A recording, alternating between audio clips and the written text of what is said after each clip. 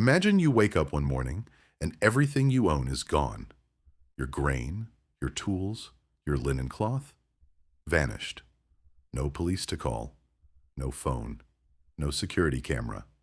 Just you, the desert, and a thief somewhere out there laughing. So what did you actually do? Here's the thing most people don't realize about ancient Egypt. It wasn't some lawless wasteland where the strongest person won. It had one of the most organized legal systems in the ancient world, and it was running 3,000 years before your country even existed. So when someone stole from an ordinary Egyptian, they didn't just sit down and cry about it. They fought back. And the way they fought back is genuinely fascinating. The first thing you did was go to something called the Kenbet. Think of it as a local court, but not a court with marble columns and men in wigs. This was more like a village tribunal, a group of respected community members, sometimes local officials, sometimes just senior villagers would sit together and hear your case. You walked in, stated your complaint out loud, and the accused had to show up and answer for themselves. No lawyers, no delays, just two people, a panel of judges, and the truth, or whatever version of it you could prove. And here's where it gets interesting. Evidence actually mattered. Witnesses were called. Neighbors were questioned. If you claimed someone stole your grain, you needed to show that the grain was yours in the first place. Egypt kept written records of property, land, livestock, tools, on papyrus documents that scribes maintained.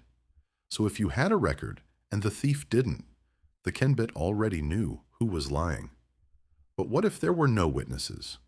What if it was your word against theirs and nothing else? That's when things got spiritual. The Egyptians had a concept called the oracle, and they used it in legal disputes constantly. A statue of a god, usually Amun, would be carried through the village on the shoulders of priests during a festival.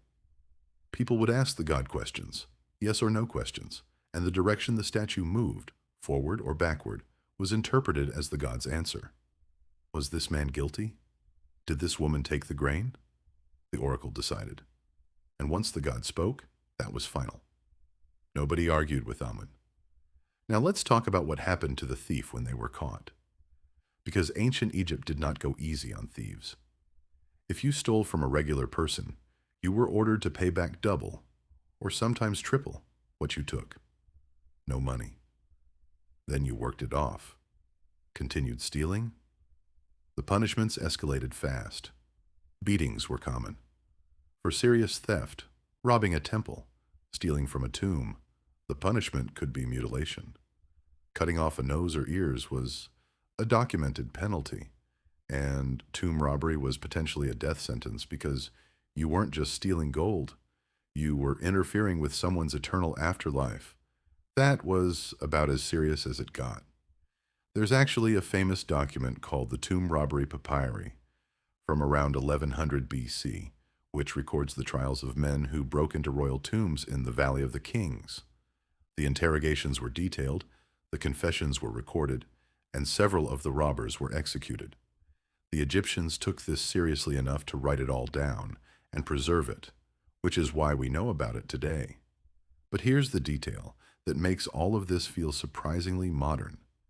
If you were too poor to make it to the Kenbet, or if the accused was more powerful than you could write a letter of appeal directly to a higher official, or even to the pharaoh himself. Most letters never reached the pharaoh, of course, but the fact that the system allowed for it, that a regular farmer could theoretically petition the most powerful man on earth over a stolen bag of grain, that says something about how seriously Egypt took the idea of justice. So the next time someone tells you ancient civilizations were primitive, remember this. 3,000 years ago, in the middle of the desert, an ordinary person who got robbed could walk into a court, call witnesses, invoke a god, and expect a real answer. That's not primitive, that's civilization. And honestly, some of us are still waiting for that today. If you want to know what else ancient Egyptians did that would absolutely surprise you, stick around, because we're just getting started.